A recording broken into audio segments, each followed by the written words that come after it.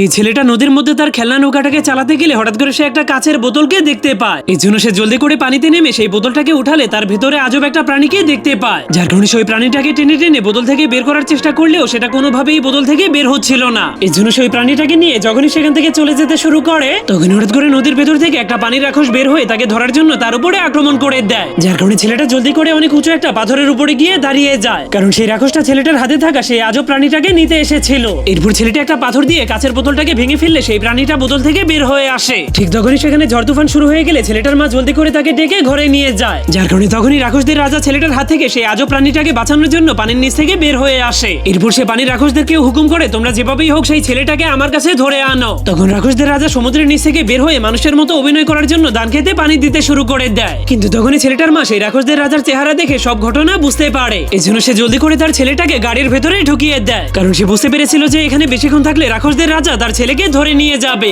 এজন্য সে ফুল স্পিডে গাড়ি চালিয়ে সেখান থেকে পালাতে শুরু করে দেয়, যা দেখে রাক্ষসদের রাজা একদমই বোকা হয়ে যায়। তো বন্ধুরা, এর পরের পর্ব দেখতে চাইলে কমেন্টে পার্ট 2 লিখে দিন।